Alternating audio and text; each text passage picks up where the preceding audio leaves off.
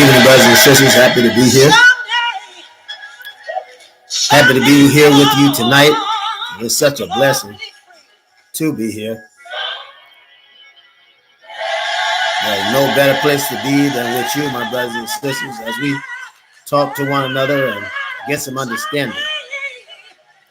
Because today is the day that we get understanding, right? In this hour we're in right now, we should have the understanding. We should have the understanding of Solomon and the understanding of Job, isn't that right? Because we know who holds our future, and we know who holds the world. So for that reason, I'm happy to be here. Happy to be among you. Happy to be in the land of our brothers and sisters. Because to be in the land of our brothers and sisters is to be in the land of the living. And brothers and sisters, we're back here now talking about this history, the timeline. The history and the timeline. And what has happened to our brothers and sisters in the Muslim movement. Not only the Muslim movement, but this is going to open a doorway to help us to understand what's happening to many of our brothers and sisters who have stood up in human rights. Is that right or wrong? So we've got to be intelligent.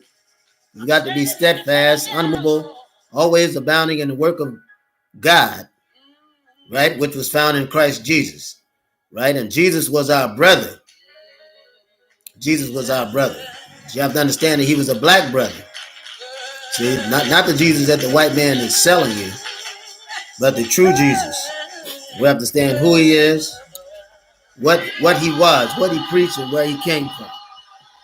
So I'm very happy today to be with you, brothers and sisters, to talk about this very thing.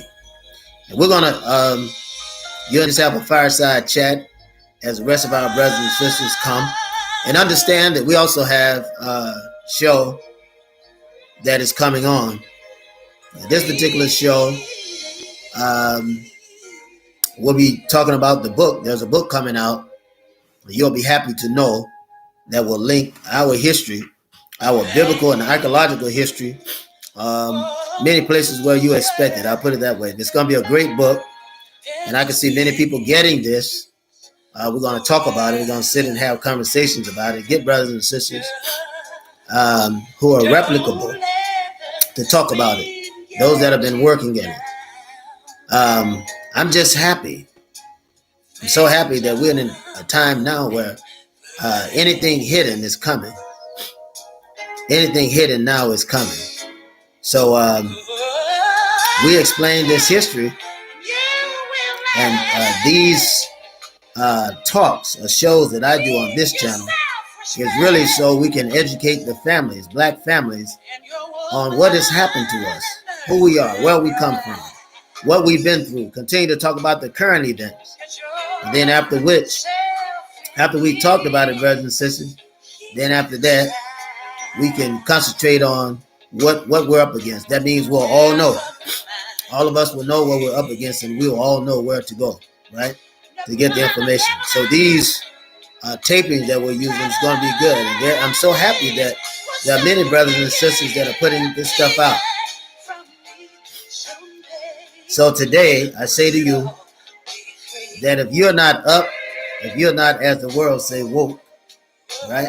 If you're not awake to who you are, who you were before you came here, what you are, right? And what your destination is, then it's time that you know now. It's time that you know. And so this channel is an educational channel. Educational. It's not only news, but it's a politics.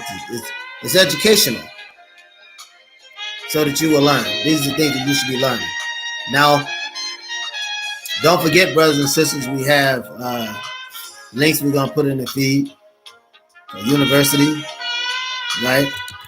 We tell you to attend. We're waiting on our brothers and sisters to get in here. So just till then, you and I will be talking. We'll be talking to ourselves till they get here. So attend. Put in that Imhotep. University, and you can do it at your own pace. Do it online at your own pace. So there's no problem with you doing that.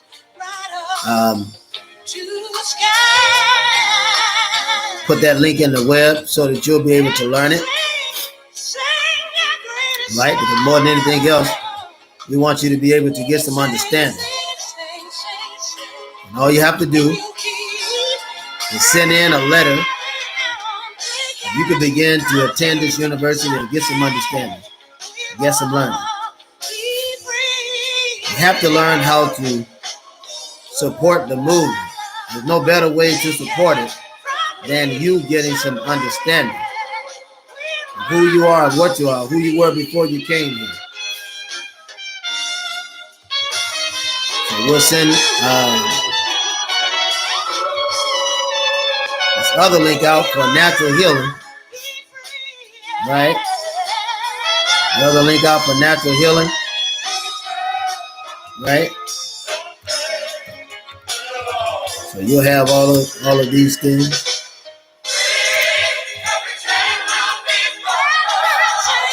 Make sure you got this inside.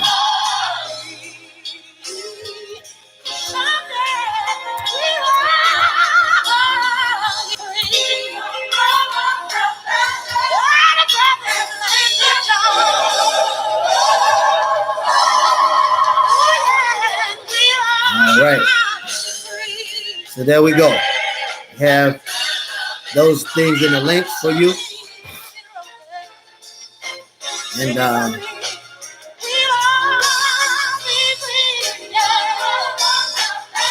pin that at the top of the page so that those who would like the information have gotten it. We have a very interesting show to talk about. We need to talk about the Nation of Islam and how the government sees it. And I'm going to read it from that area. And not only the Nation of Islam, but also other black organizations. There's really, no black organization that is truly accepted by the white man, unless it's one that he has control over. That's the only one. Other than that, it doesn't happen. Excuse me.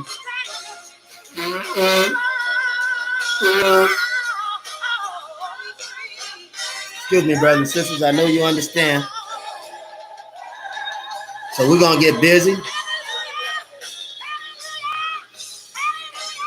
Because we know that what we're doing today is changing lives with the information that we put out. We are literally changing lives. It's not about us. Certainly not about us, but it's about the lives that we can change and information that we can put out. So this is a very interesting subject we have. As we know that God is raising us up.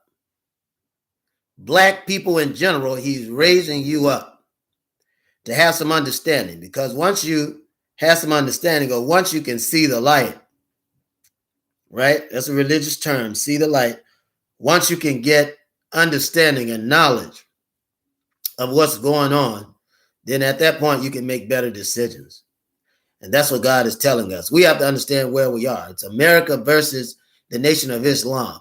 When we see this country, what do we see? That's the great question. We're in this country. We see this country. What do we see? Let's talk about America and put some information out about America. We have to be willing to do that. Can we do that? Can we do that? We'll put out some information about America. What is America? What is America? I'm inclined that a lot of people don't know what America is. But we're going to talk about that today. We're going to talk about why it is such shows such contempt from other organizations, within it, who stands out. We have to understand why. It's important for us to understand why that when we talk about America or the United States of America or the U.S., whatever you want to call it, right? When we talk about it, as a country, even its location. We have to understand exactly what we're talking about. How did this country come about? It has location demographically is below Canada and above Mexico. It's a federation of 50 states. And what is a federation? It's a federation of 50 states, a federal district, or rather capital district, Washington, D.C., 326 Indian reservation. This is what it has to its charge. But what is a federation? Let's talk about that.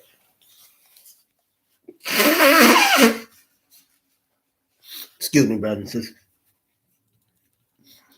In the United States, a federalism is a constitutional division of power between the U.S. state government and the federal governments of the United States. Since the founding of the country, and particularly with the end of the American Civil War, power shifted away, right, from the states toward the nation. And this is important to remember because initially it was the states that had the power, and it was the colonies, 13 colonies, right, that fought for power, right? What do we mean by colonies? Colonialization, right? Colonialized. It was colonial. It belonged to the British at first. But these 13 colonies stood up and said, hey, we're not going to turn this over to the British. We want independence, right? So in the United States, federalism is the constitutional division of power between the U.S. government and the federal government of the United States. Because these are two different things. U.S. state government and the federal government of the United States. Since the founding of the country, and particularly with the end of the American Civil War, power shifted away from the states toward the national government. The progression of the federalism includes dual, cooperative, and new federalism. And we're going to talk about that. Because then if you understand that, then you'll begin to understand Trump. You begin to understand Trump. Because there is a party, then there's an illusion of a party. And we have to understand that. So we understand what we're talking about now, you'll begin to understand Donald Trump. Okay, so the U.S. state government, let's talk about that first, because I want you to understand that America was colonies in the beginning. America was a colony in the beginning. So you have to understand exactly what's going on. We're going to talk about the 13 colonies because we got to lay this foundation before you can understand why the Nation of Islam was such a threat under the Most Honorable Elijah Muhammad. I say again, Farrakhan is no threat. Farrakhan is no threat. Elijah was a threat because of what he produced: independence, liberation, equality, and Islam. And that's why it's called the Nation of Islam. There's a reason for that. But the U.S. state government, in the United States, a state is a constituent political entity, right? Constituent, a territorial and constitutional community forming part of a federation. A federated state does not have sovereignty since powers are divided between federated states and the federal government. Federated states are different from sovereign states. They're federated, they belong to the government, the U.S. government. Why? Because together they make up the U.S. government. Just like you say, you got the United States of America, like you have the United Kingdom. What is the United Kingdom? In England, it's kingdoms that are united, right? For the sake of the UK, right? They form that organization. Same thing with the states. The states form the United States of America, so the USA, right? Or the US. Now, they could, as a constituent, so anyway, a part that plays, it agrees with the constitutionality of a united force, right, against all others, right, foreign and domestic. Isn't that right? That's the Constitution of the United States.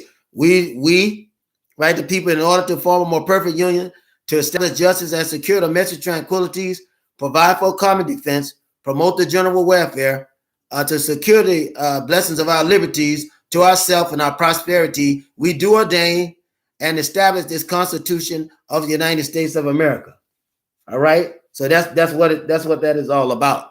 When you talk about political entity, we about to get down to talk about some real stuff tonight, brothers and sisters, because we've been building together.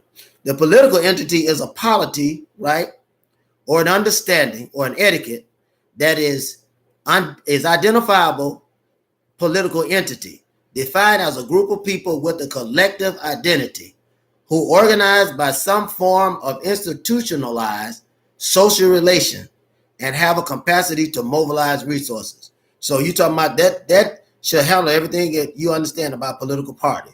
Back together in a political union, right? A political union is a type of political entity which is composed of or created from a smaller polities or process of achieve or the process to achieve this. The smaller polities, right, are usually called federated states, federated territories, and the federal government, right? And the prefectures and regions and provinces in case of a centralization, right? So each state holds governmental jurisdiction over a separate and defined geographic territory where it shares a sovereignty with the federal government. In other words, the state can't do it by itself, right? Because it's the United States of America. Excuse me, brothers and sisters. Again, I know you understand. Due to this shared sovereignty, Americans are citizens both of a federated republic and of the state in which they reside. When you file taxes, for instance, you file state taxes and federal taxes because you're paying them both. Plain and simple. So you have a voice in both, right? You have a voice in both. State citizenship and residency are flexible, and no government approval is required to move between states. Why? Because they're united. Except for persons restricted by certain types of court orders, such as paroles, convictions, and children of divorced spouses who share child custody, right?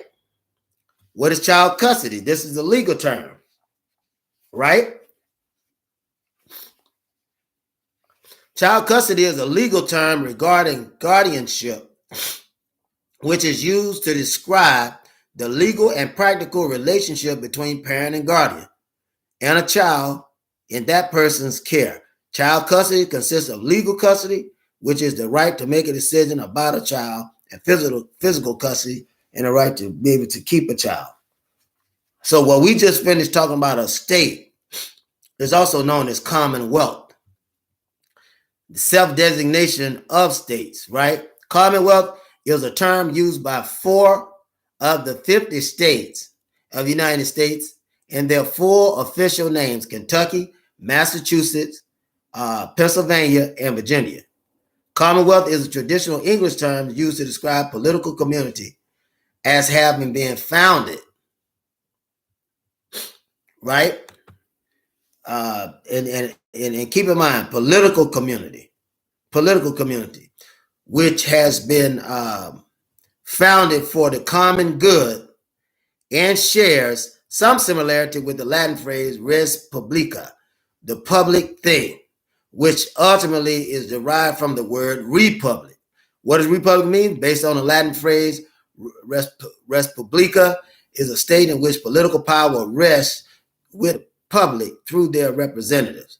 So you got, and you know you just read the different states that have that right.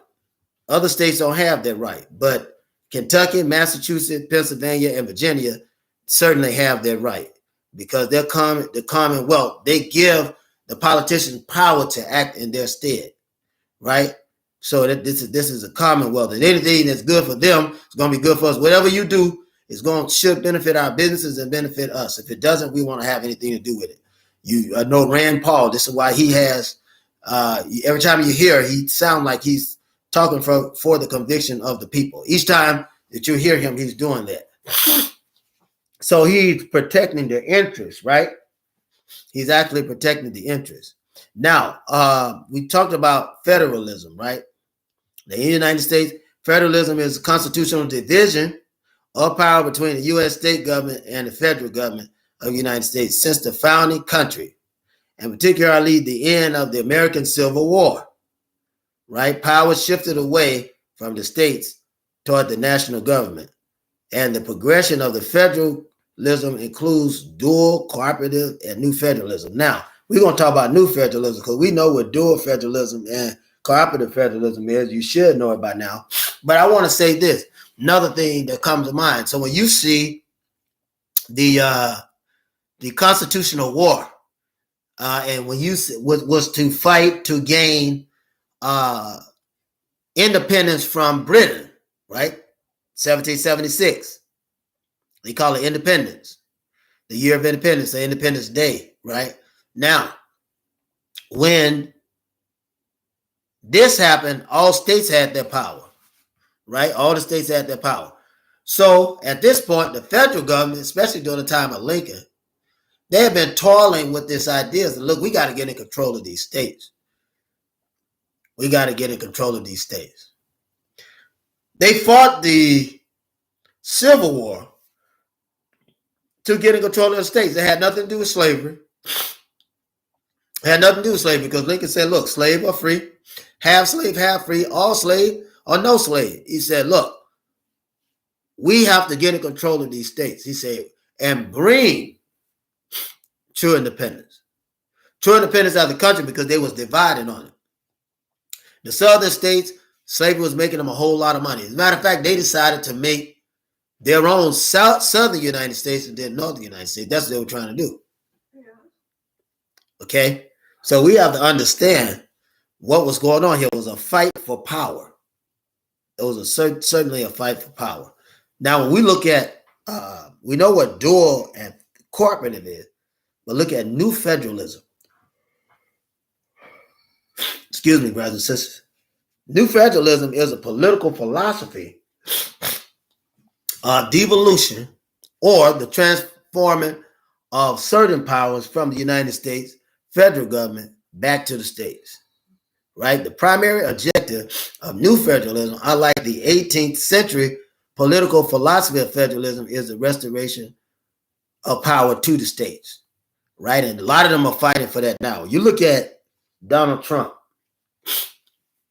he talk about imperialism. Make it great again. Give the states their power at the same time the states be united with the federal government. But to the desire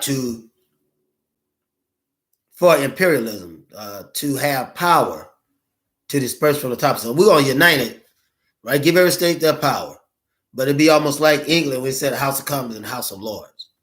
So which would still institute slavery in a degree if black people sit back and don't fight. Now, because the whole purpose of the federal government, I want to say this, is to control. Whole purpose of the federal government is to have control, right, of anything, that's here in America. It's for them to have control. You have to understand that. You have to understand that the whole thing is for them to have control. And it's fighting within itself. So they don't need any subversives to come in trying to create anything. This is where we get to the Nation of Islam. Before the Most Honorable Elijah Muhammad, black people had not made that kind of stand of total independence and total separation. You hadn't made it. Garvey teased it a bit. He teased it a bit, but you hadn't made it. That's the thing. So this great separation,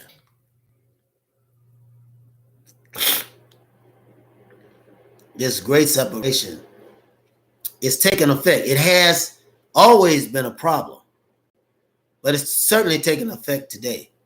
In the past, we see that they wanted their power. Each state wanted their power. And here's the thing. They wanted to run their power as governments. If you look over in Africa, you'll see you have Nigeria state, right?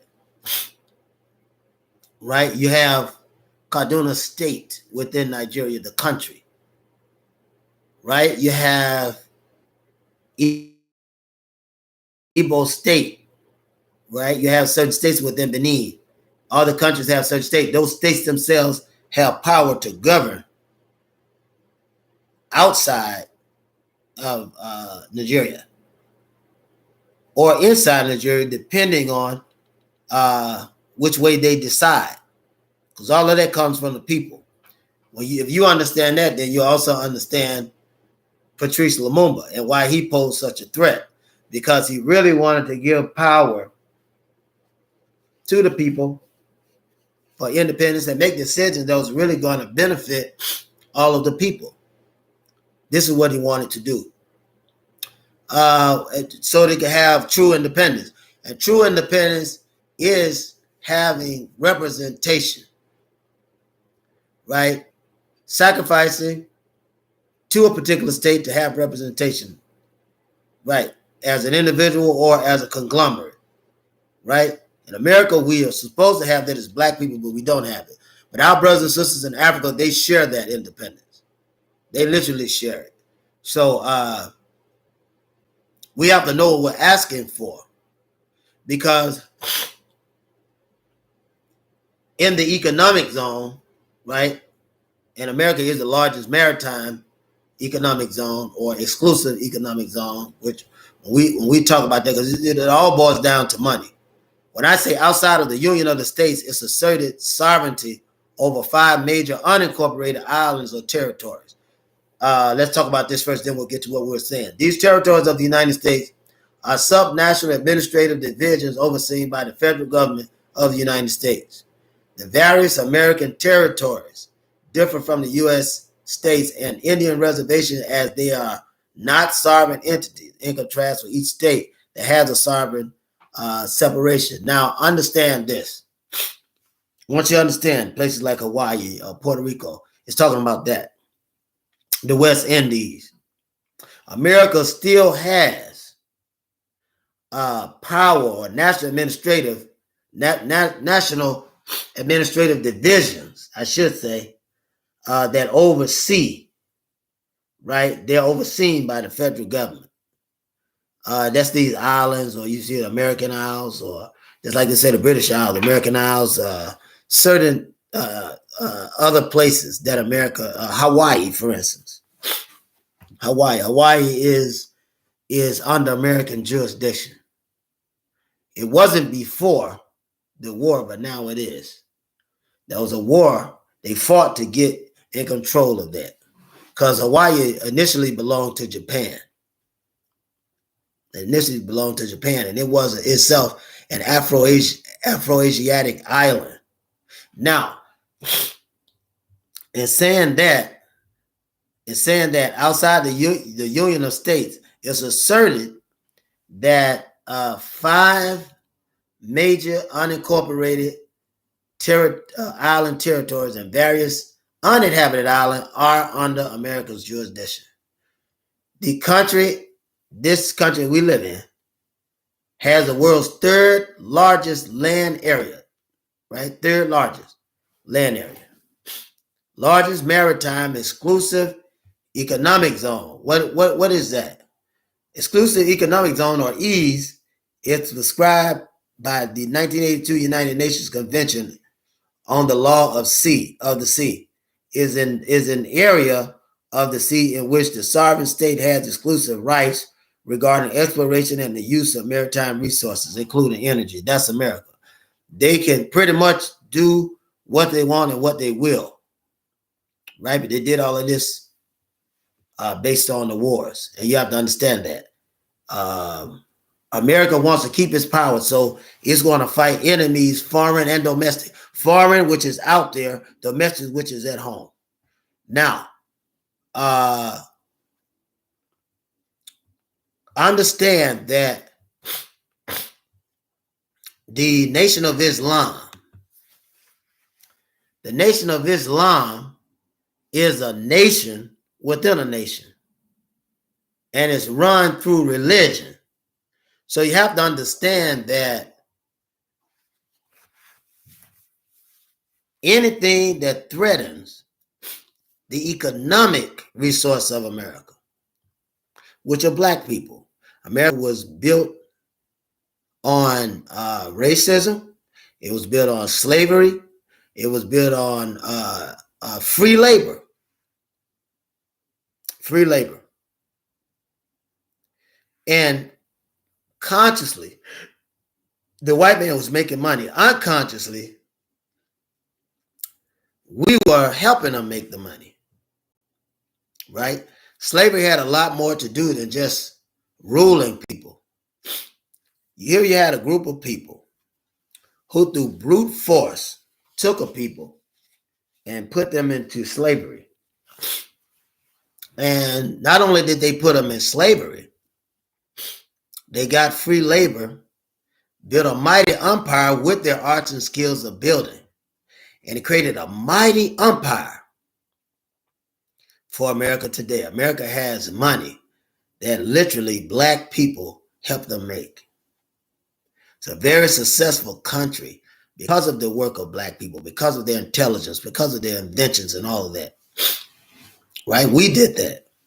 Now, Elijah Muhammad comes along after Garvey and said, hey, we need our own banks. Not only do we need our own banks, we need our own restoration. We need our own reunification where we can build up black men that have been torn down, right? To build them up. We can what? What else?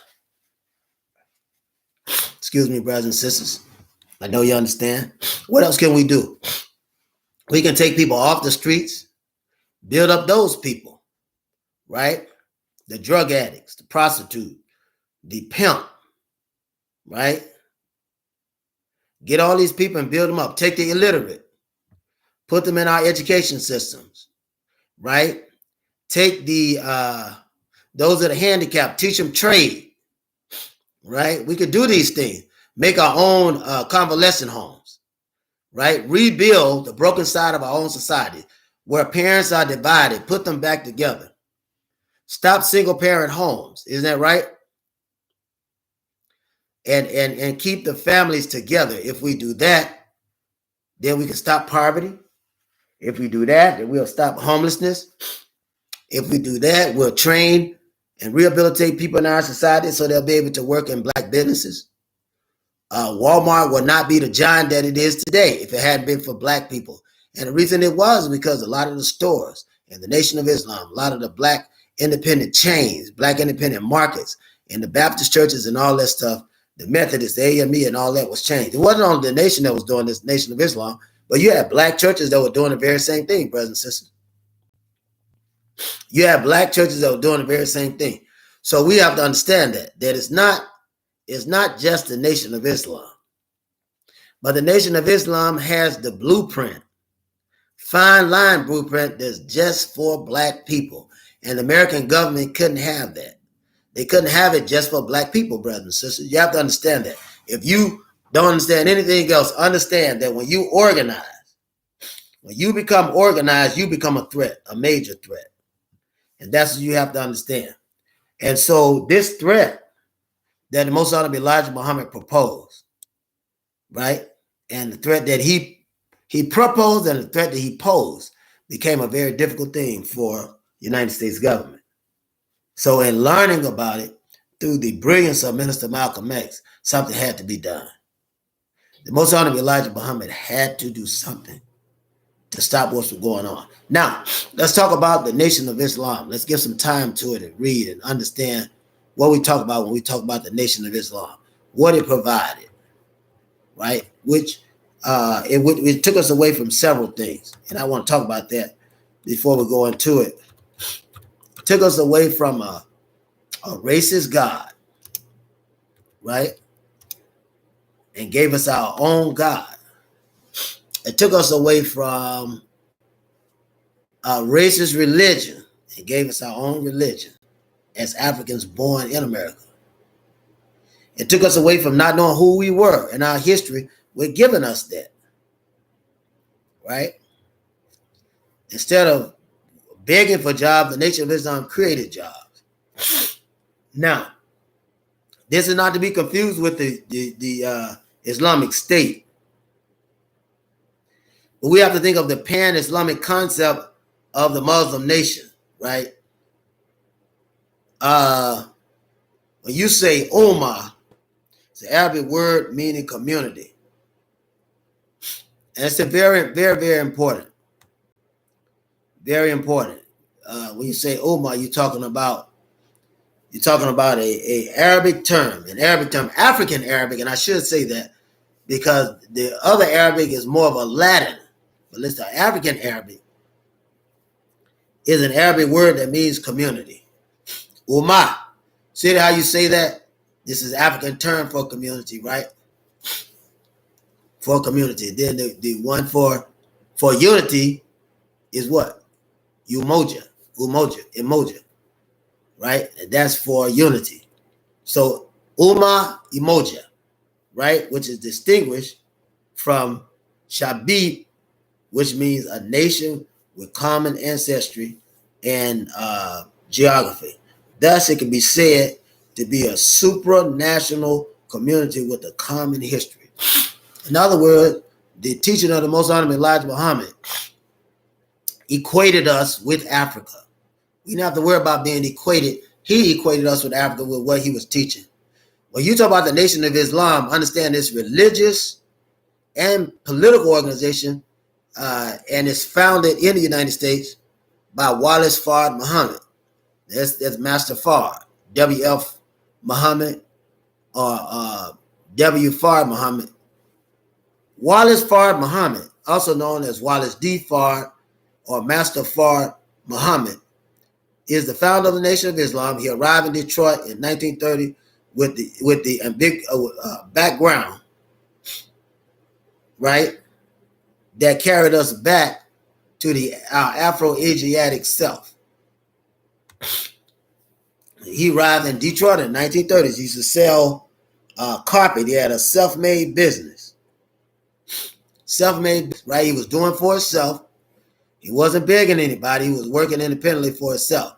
So he was born February the 26th, 1877, and he disappeared in 1934. He was the founder of the Nation of Islam. He arrived in Detroit in 1930. His Islamic teachings were brought to the Detroit city's black population. In 1934, it disappeared from the public, and Elijah Muhammad succeeded him as leader in the Nation of Islam. So he had brought the message to Elijah Muhammad and appointed Elijah Muhammad as the messenger and representative of the Nation of Islam. So you have to understand that. So Elijah Muhammad was literally placed there. And a lot of people really don't know how important the Most Honorable Elijah Muhammad is to the Nation of Islam. Excuse me, brothers and sisters. So we have to follow Elijah's blueprint and method that was given to him by Master Fard. And what God had given him was good for us. The Most Honorable Elijah Muhammad was born Elijah Robert Poole, October the 7th, 1897. And correct me if I'm wrong, brothers and sisters. Elijah Robert Poole, October 7th, 1897. He was assassinated, and I say that because it's the truth, February the 25th, 1975. And I want to say this. Minister Malcolm X was assassinated February the 21st, 1965. Albert Cleage, who warned Minister Malcolm and the Most Honorable Elijah Muhammad about Louis Farrakhan, and still warned Khalid Muhammad about Minister Louis Farrakhan, was assassinated 1 year before Dr. Khalid, February the 20th, 2000. Dr. Khalid Abdul Muhammad, the representative of the Nation of Islam that came under Minister Louis Farrakhan, right, who was also shot by James Best. James Best was a fanatic of Minister Farrakhan. Khalid was killed, ultimately poisoned, in the company of Malik Zulu Shabazz, who was Paris Lewis, and Hashim Mzinga, who's otherwise known as Steve Washington. Got to give you the agent name. You have the national name, got to give you the agent name. And this girl named Kian Ambush, which meant get target. So we found out that wasn't even her real name. And when Dr. Khaled was assassinated February the 18th, officially, February the 18th, 2001, they could even find her to question. Malik Zulu Shabazz was very defensive of the information. I'm just giving you honest, just being honest. Other people know it. Ultimatics know it. Steve Coakley knew it before he passed, and other people knew it. And these are people we were in college inner circle. But what I want to tell you is, and even they asked, they want to find out who was in college inner circle. So we were intelligent not to tell them. But Khaled was killed February 18, 2001. These people were around. The ambulance hadn't been called in 10 hours. Same as Malcolm. Malcolm died right across from the hospital there in Harlem, right across from the Teresa Hotel. It's a hospital right across the street. Malcolm had been there. Some had been killed and had been there a long time before they took him. Police came through, strolled through, had been there a long time before they took him to the hospital. Albert Cleage, same thing with him. He had died. They said it was from poisoning. Khaled was poisoned. The Most Honorable Elijah Muhammad was poisoned. Cortisone pills and cortisone cream. And I'm just explaining this, and I'm going to go on because I want to let you know how important the Most Honorable Elijah Muhammad was to the Nation of Islam. Because I have to tell you, he was that important. Because Huey and the another one that was killed after he had him and Farrakhan had a dispute in 1972. What Farrakhan was doing, disputing the New Black Panther Party, is your guess. They should be for independence, right? So they went back and forth several times, but eventually the New Black Panther Party is infiltrated by the same man that infiltrated the Nation of Islam, right? And eventually he's killed because he said he was scared for his life. They were going to kill him. So I just want to tell you that. Now, the Most Honorable Elijah Muhammad had a massive effect on many black organizations, including the civil rights movement, as far as Dr. King. Minister Malcolm was working for the Most Honorable Elijah Muhammad. You can't speak about the Nation of Islam without speaking about the Most Honorable Elijah Muhammad. And that's why these shows are in chronological order, right, for the most part. So you can't talk about the Nation of Islam without talking about the Most Honorable Elijah Muhammad. Now, he was assassinated February 25th, 1975. He was an American religious leader, right? Might as well say African-American, can't even say that. Afro-American religious leader. He was a black separatist, and he was the messenger of Allah who led the Nation of Islam from 1934 to 1975. And I wanna dispute part of that in the sense that he may have been alive during the time of the Nation of Islam, but they had perfectly infiltrated the Nation of Islam in 1961. 1961, perfectly infiltrated, although the Most Honorable Elijah Muhammad was still the head of the Nation of Islam. So I want to make that plain because they gave him hell, and there was people within the Nation of Islam that was working to break it down. Louis Farrakhan wasn't the only one. You had Wallace Warideen Muhammad. You had who was named after Master Fard Muhammad. You had Wallace Warideen Muhammad. You had Louis Farrakhan, John Ali, the National Press Secretary, and Captain Joseph, okay, of the FOI. Now you had, and it's important that you understand this. Muhammad also was the teacher and mentor of Minister Malcolm X,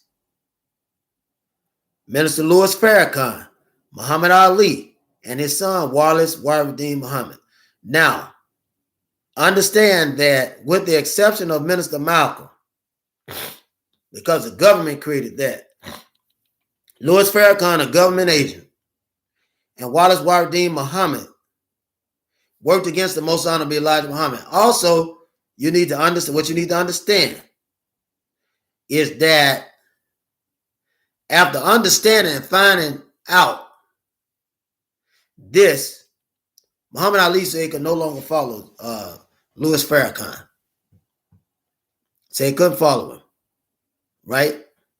But it would be a little while later he would find out that he couldn't trust or follow Wardeen Muhammad as well. He couldn't follow him because he found out that both of them worked with the federal government to destroy the Nation of Islam and kill the Most Honorable Elijah Muhammad and also kill Minister Malcolm X.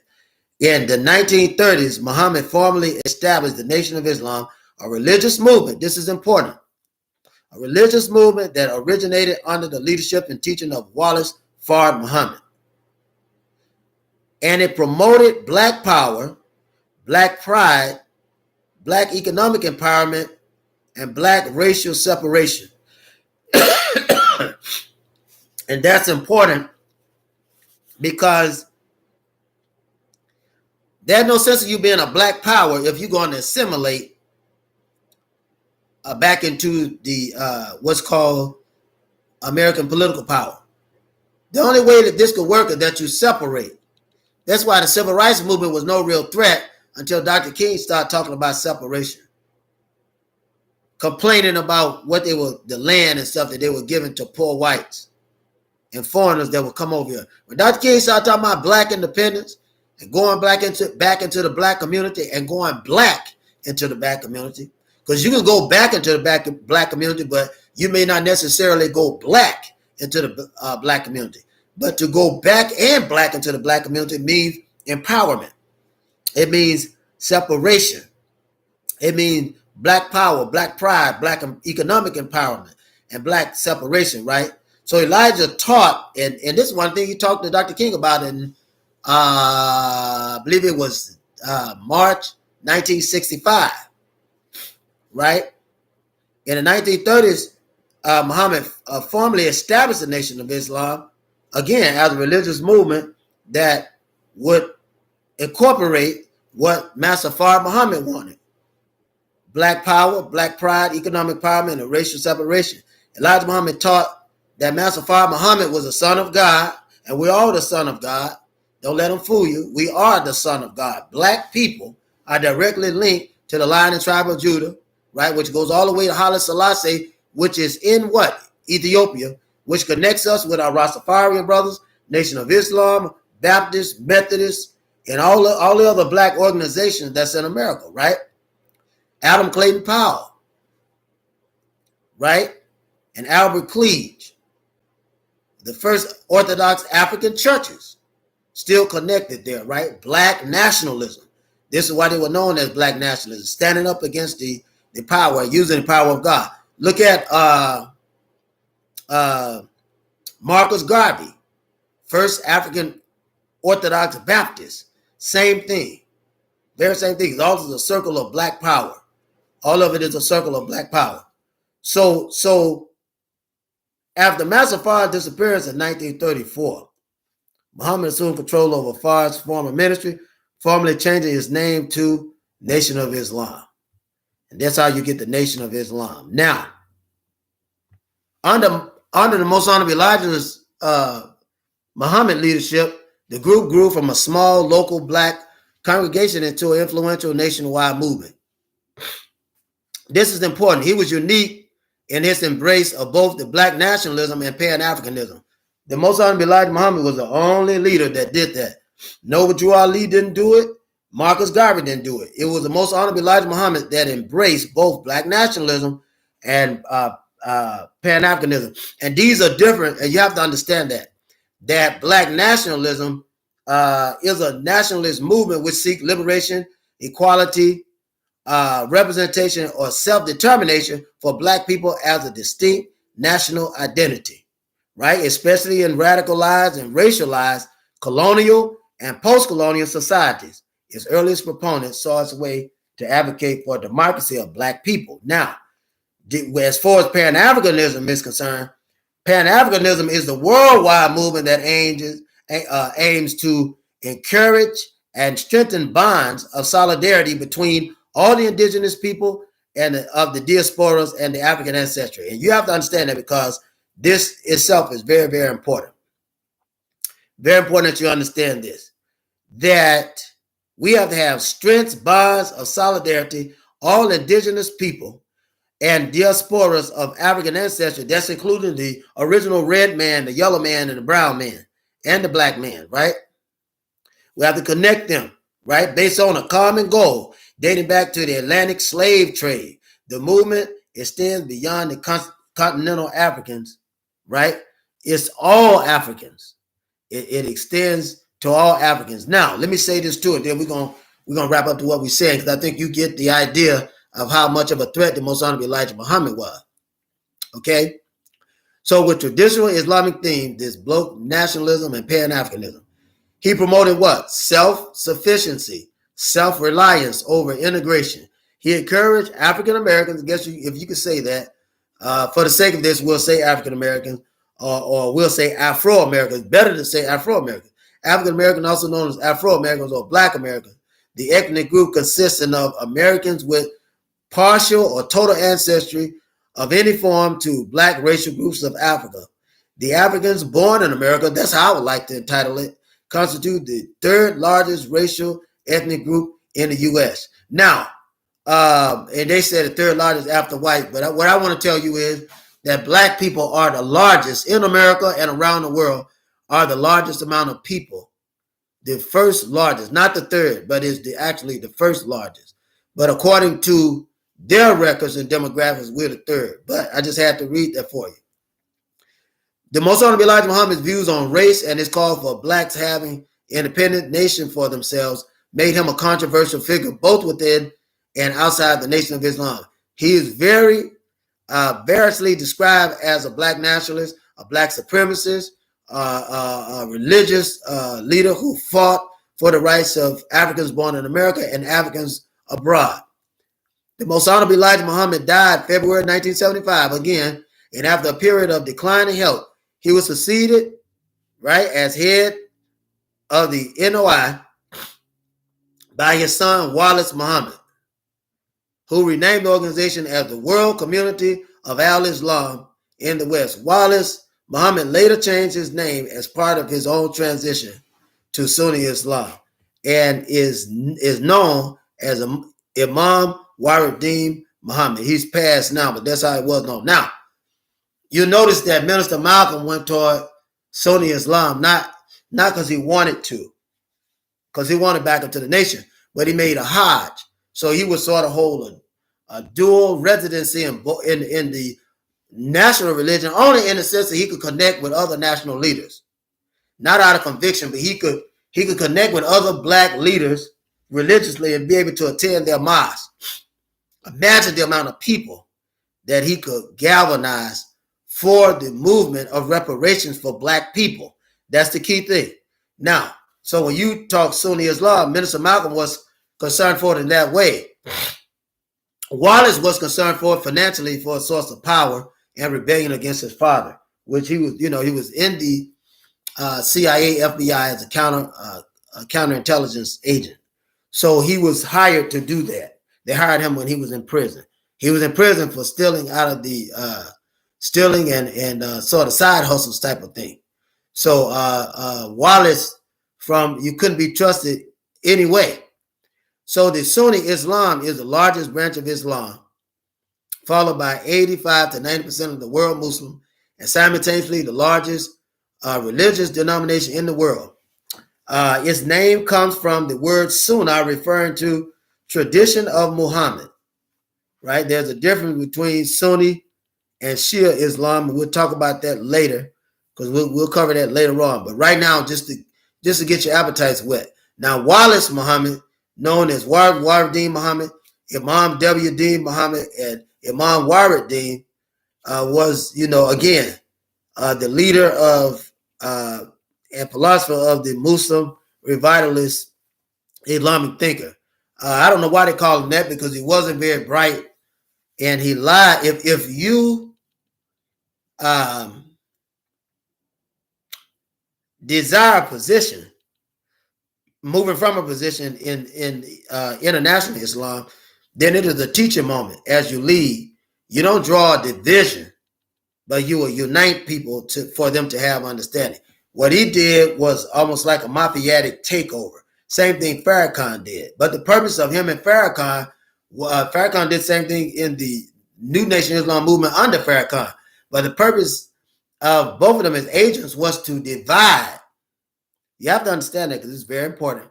Their purpose as agents was to divide the Nation of Islam and to destroy it. But that doesn't happen because you have others that rose, such as Brother Silas Muhammad out of Houston, Texas, who reestablished the teaching of the Most Honorable Elijah Muhammad and continued to teach that, and who fought for real reparations. Now, that brings us back to the Most Honorable Elijah Muhammad. Why was he so powerful? He was powerful because what he wanted for black people was independence, true separation, true justice, and true liberation. That's what he wanted for black people, right? So you know, when you're working hard to get that change for black people, everybody don't accept that. Everyone don't accept it. And he posed a threat for America because the businesses were growing fast under him. He had a lending institution, right? And we're going to talk about the lending institution that he had. So he could finance any business that black people wanted. Not only Muslims, but non-Muslims were coming to get loans for these businesses. You have to understand that. This is what made him a threat. This is what made him a threat. And even today, black independence is a threat. The Most Honorable Elijah Muhammad made it such a threat because they knew from him what we were able to do. Also, Tulsa, Oklahoma, right? Because they had seen this before, but they said, we can't let this happen again. Because what did the government experience in Tulsa, Oklahoma? Black independence, black pride, black business. Black people could support themselves, right? They could work for themselves. They could finance themselves. Isn't that right? So they didn't need the federal government. So if they can do that, then they took an entire state, Oklahoma, which was a African Asiatic reservation. When I say African Asiatic, I'm including the red man and the black man together, and found out the history, or talk about the history amongst one another. And the black man forgave the Indian, right, for putting them in slavery and putting other Indians in slavery. And the Indian made a bond with black people, and you had one of the most prosperous areas that you'd ever seen in your life in Tulsa, Oklahoma. There were some parts of Kentucky that was that way too, right? Certain part of Arkansas that was that way. These were not slave states. They were free territories, right? They belonged to the Native American, those that were native to America, right? Who were also African. And you have to understand that.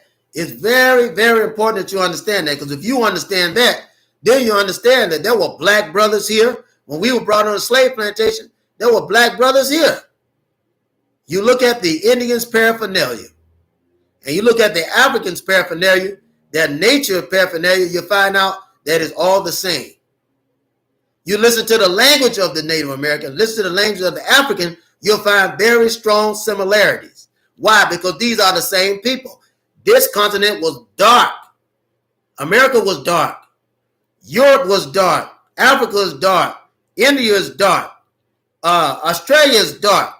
Antarctica is dark. All these places belong to dark-skinned people. Canada is dark. Alaska is dark. Japan, Hawaii, Puerto Rico, Cuba. You got to understand that. So for black people to get together and control their own foreign trade, right?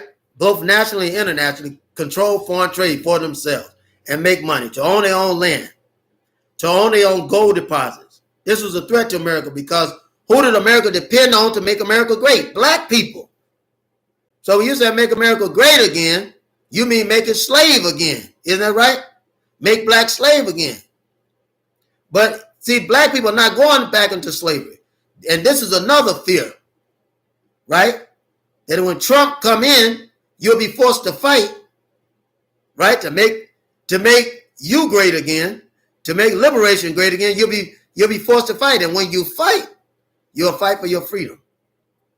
Is that right or wrong? Right? Because that's a clear case of fighting. You're wasting your time trying to get voting rights. You waste your time trying to get equality. You waste your time. You waste your time trying to get liberation or have America to recognize you. They're not going to do it. This Constitution in the United States was made for whites for the benefit of whites. It was made for whites for the benefit of whites. You'll never get any kind of constitutionality and constitutionality, right? Constituent to be a constituent. You'll never be able to do that. Right?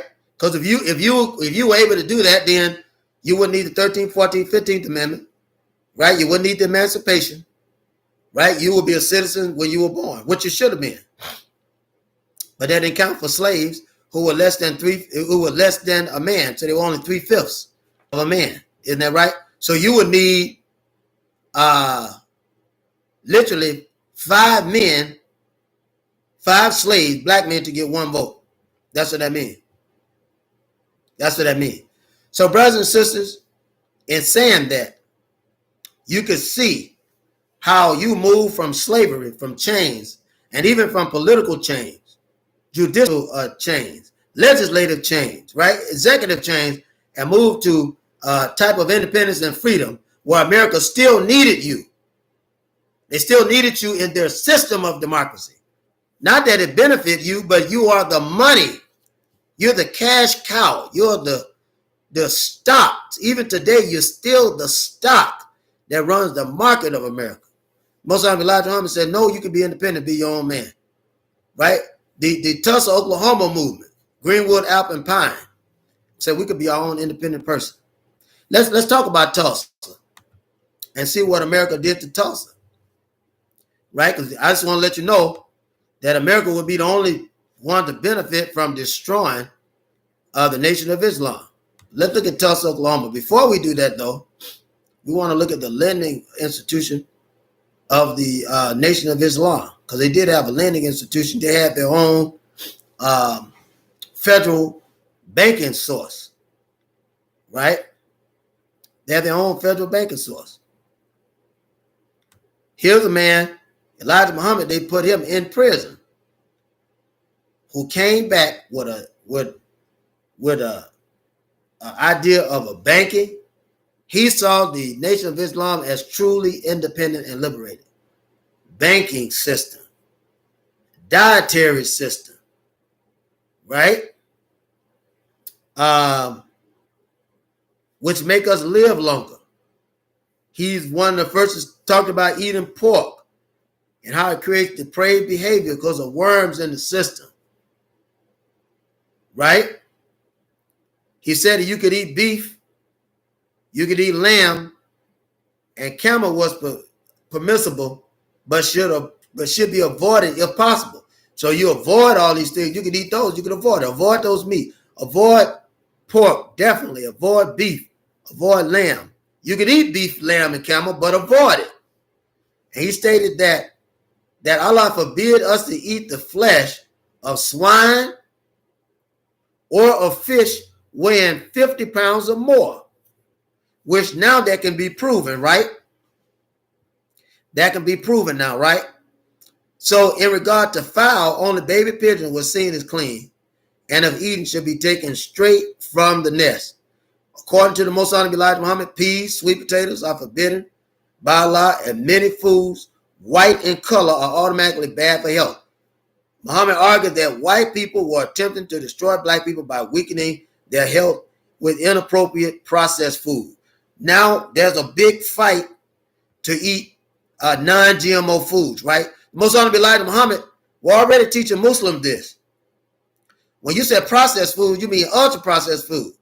It's the industrially formulated edible substance derived from natural food or synthesized from organic products. The result products are designed to be highly profitable, convenient, hyper-palatable, and often through food additives such as preservatives, food coloring, what else?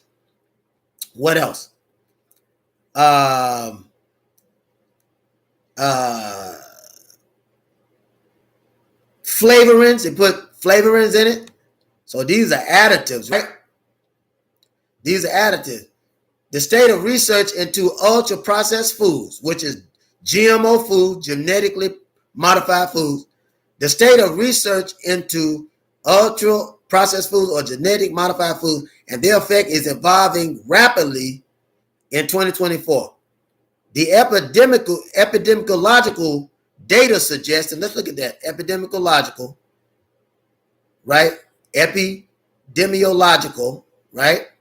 Natural, epidemiological, dietary and nutritional factors in relation to disease, occurrence to population level, nutritional epidemiology is relatively a new field of medical research that studies the relationship between nutrition and health. The Most Honorable Elijah Muhammad was teaching that ahead of time. Okay?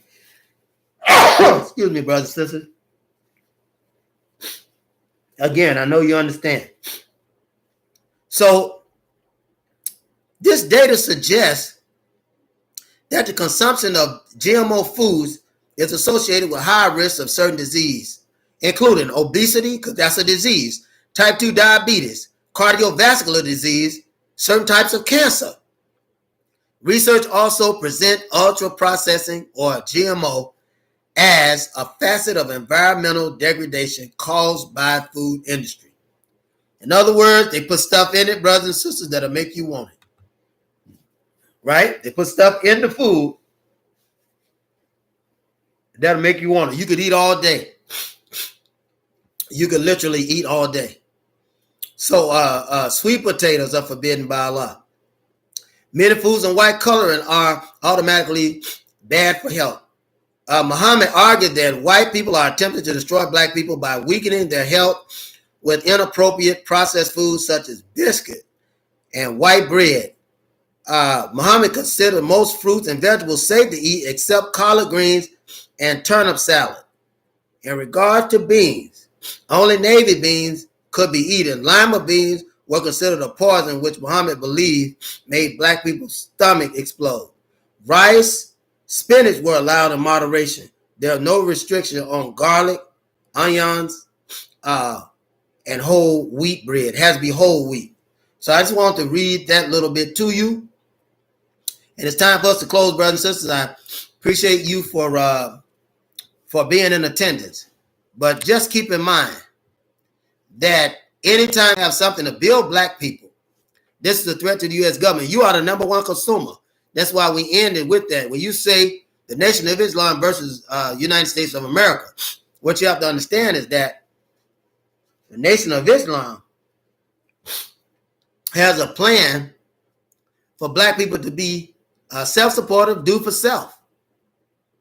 And if you do for yourself, then you won't need the American government. And then if they don't have enough of you on welfare, right? Enough of you in poverty, then it kills the SNAP system. And the SNAP system is also good for whites, right? And the one thing they don't want a lot of poor white people because, you know, that's where the stealing and all that stuff come from. That's where the crime come from, right? You know I'm right, brothers and sisters. And you see some of these people, every time you turn around, black people who are trying to get white people inside of the movement. This is what Farrakhan is doing. When he got the white people, brothers and sisters, inside of the Nation of Islam. Now you look inside the Nation of Islam, they are whites. Farrakhan said in 1985, 86, 87, 88, 89, that he said, I know my brothers and sisters are going to be mad at me. But one day, because Donahue asked him the question, he said, one day, white people would be allowed to join the Nation of Islam. Then he equated it to the mission of Paul. He said, and Jesus. He said, when Jesus came to his own received him not. And he said, now the word will go out to the Gentiles. It's not what it meant, though. When it said Gentiles, it was still talking about those of the black race. Those that were assimilated, right? You can't call your enemy a Gentile. You can't call your enemy a heathen. It has to be somebody that you know, that you're trying to stop from living a heathen life. Isn't that right or wrong? Is that right or wrong? So when he came out, his word, Jesus' word was for black people. Paul was teaching black people. Isn't that right? We need to learn the great mistake that he made because he was a traitor. Paul was a traitor. The apostle Paul was a traitor until he went to the Philippi jail and he got called into Rome. Then after that, he started preaching some truth. Right? He came back because he saw those Romans don't give a damn about you, Paul. The average white person don't give a damn about anybody black. And I'm tempted to say no white really cares about anybody black unless they can control you. I don't care what age you're in. I'm just being honest. I'm being honest. They have to feel some type of control, or they have to be getting something from you that they're not getting from anywhere else. Now you have to understand that, brothers and sisters. I'm just trying to help you understand it. I'm trying to help you understand it. Because I know that once you understand it, you'll be all right. Once you understand it, you'll be all right. You'll know that the brother isn't around causing trouble. He's just trying to help because the brother loves you. I love you, brothers and sisters. If I did say it in the beginning, I say it now. I love you. Peace be unto you, you and your family. Mother and father, stay together. Love your children. Right? Grandfather, grandmother, be an example and guidance to their mother and father. Children, listen to your parents so that you can have some understanding in this world. And if you haven't, brothers and sisters, try to find the nation mosque where they're teaching the Most Honorable Elijah Muhammad, the temple mosque of the Most Honorable Elijah Muhammad, and go in and learn about independent teaching. My desire, my prayer is that you will be saved and liberated, and that your mind will be made free. And remember, brothers and sisters, I said I love you. I pray that you love me too. If you hate me, don't die. If you hate me, don't die. But I love you very much. And I know that this knowledge is some saving knowledge. And if you ever get a hold to it, you're well on your way. Brothers and sisters, I love you. May Allah be with you in all that you do. Assalamu alaikum. Peace be unto you.